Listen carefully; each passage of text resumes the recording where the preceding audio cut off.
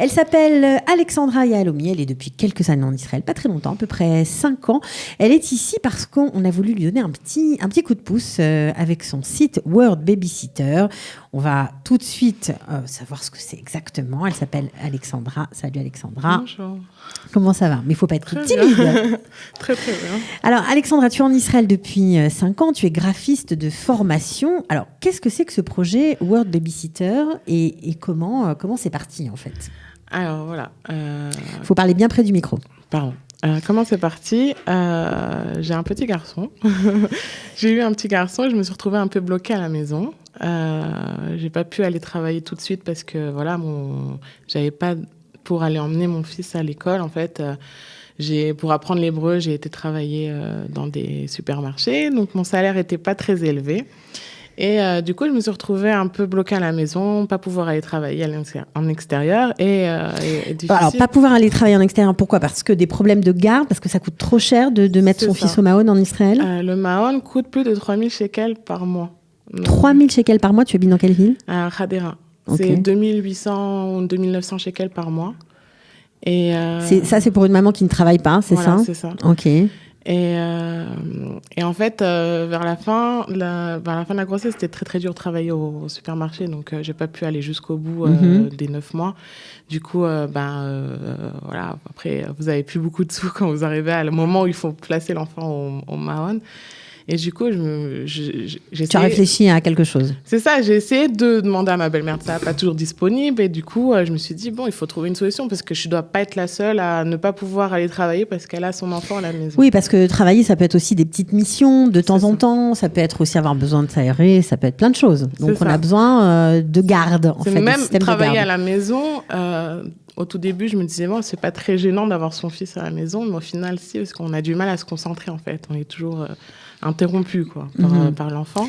Donc j'ai créé le site worldbabysitter.com. Okay. Et le but de ce site est de permettre aux parents de trouver leur babysitter parmi une liste de babysitters recommandés. Donc, c'est des personnes qui ont été recommandées par d'autres parents ou par des parents eux-mêmes, enfin les parents des babysitters. Et j'ai constitué une base comme ça. Une chouette base. Je crois que tu as une centaine de babysitters dans tout Israël. Un peu plus de 200 babysitters dispatchés dans tout Israël, des Israéliennes et des Françaises aussi. Donc, comment tu as fait? J'ai posté des messages sur Facebook et comme quoi je cherchais des babysitters pour pouvoir créer une base de données. Et j'ai eu assez rapidement un bon retour en fait. Et du coup, j'ai constitué cette base. Maintenant, le site ne peut pas être totalement gratuit parce que pour moi, ça a un coût. C'est quand même un coût de stocker un site internet, une base de données. Et des recherches, du temps de travail. Voilà, puis j'imagine qu'il y a quand même tu fais des vérifications sur les gens parce que c'est un peu dangereux. Voilà. Donc du coup, voilà, et je demande aussi. Comment tu fais pour vérifier qui s'inscrit sur ton site? Alors en général, c'est des recommandations de personnes. D'accord. Donc je me base sur leurs recommandations. Après, moi, je demande aux babysitters d'être quand même responsables, de si elles s'engagent, de vraiment s'engager, de pas d'annuler à la dernière minute ou de prévenir les parents comme quoi si vraiment elles ont un empêchement et qu'elles peuvent pas faire autrement. Après, moi, j'attends que les parents aussi, quand le site va fonctionner aussi pour la partie parents, j'aimerais bien que les parents aussi participent sur le fait qu'ils me disent, voilà, cette babysitter, elle n'a pas été... avoir un retour. Voilà, donc, pour l'instant, on est au début de ton projet. C'est ça veut dire que tu as créé le site internet, World Babysitter, tu as constitué la base de données des babysitters. Et maintenant, alors, comment on peut t'aider? Quel est le but? Où tu vas aller? Maintenant, la deuxième phase, je vais commencer à communiquer le site auprès des parents. Donc, le site, pour moi, je propose... Il est en hébreu et en français? Il est en hébreu et en français. D'accord. Je propose le site pour 30 shekels par mois. Enfin, l'entrée du site est à 30 shekels par mois. Ça veut dire qu'on peut s'abonner pour 30 shekels par mois à ton site? 30 shekels par an, pardon. Ah, 30 shekels par an? C'est 30 shekels par an. Donc, 30 shekels par an, on a accès à toute la base de données. La base de données. Et en fait, cet argent va me permettre de développer toutes les options. Par exemple, d'avoir un vrai calendrier des babysitters pour savoir exactement à quelle heure elles sont disponibles et quand est-ce qu'elles peuvent venir. De savoir si les parents cherchent une babysitter, de lancer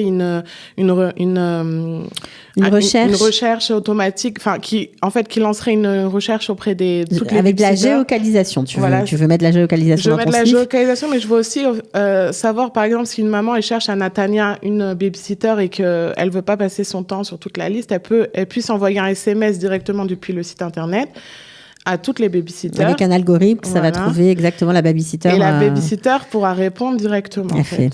Sympa comme tout, c'est vraiment. Il y a plein d'options qu'on puisse développer, mais ça a un coût. Et du coup, c'est pour ça que je propose à 30 shekels par an pour permettre à toutes les mamans d'y accéder et pour me permettre, moi, derrière, de pouvoir le développer et de l'enrichir le plus possible. Donc, c'est vraiment un outil, parce que 30 shekels, c'est pour un an, c'est rien du tout. C'est vraiment un outil que tu as conçu pour aider les autres. Voilà, c'est ça. C'est pas un outil qui va te permettre de gagner ta vie. Ça va pas me permettre de gagner ma vie.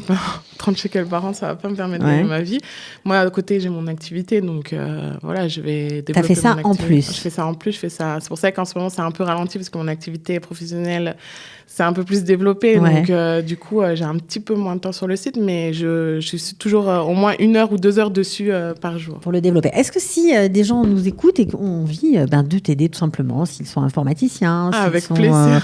Je sais pas moi, s'ils ont des talents de graphiste aussi pour t'aider parce que tu peux pas forcément tout faire, tu es partante. S'il y a des personnes qui veulent m'aider à développer les options, avec plaisir.